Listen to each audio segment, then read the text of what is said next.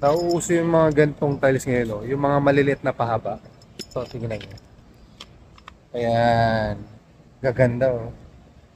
Alam nyo ba kung ano pamagat niyan? Ang pamagat niyan, KitKat tiles. KitKat tiles ang tawag dyan kasi it resembles the shape of the KitKat bar. Ngayon, magandang gamitin to kasi nauuso to ngayon sa pang-accent sa kitchen splashboard, sa bathroom tiles, pang niche. Dito lahat yan sa CW Home Depot. Dito kasi ako lagi bumibili ng mga tiles eh. Kasi hindi lang sila basta-basta supplier ng tiles, meron din silang hardware, tsaka may mga specialty stores din sila dun. Ayan o. Tsaka mga brands na dito mo lang makikita.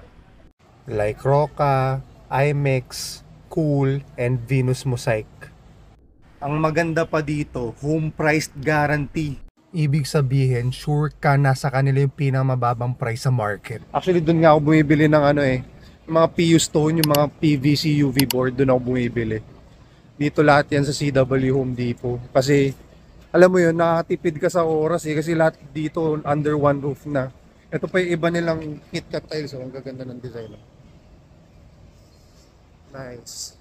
Baka gusto nyo i-consider yan kasi nagka-trend ngayon yan sa mga pang-interior finishes. So kung may project kayo next time, dito niyo na lang bilhin lahat sa CW Home Depot para, alam niyo yun, nakatipid kayo sa oras. Save pa kayo ng pera. Kasi, syempre, para at least hindi ka na palipat-lipat ng supplier, di ba? Ang babait pa ng sales team dito sa CW Home. Hello, thank you. Hi! Bibigyan kayong discount yan.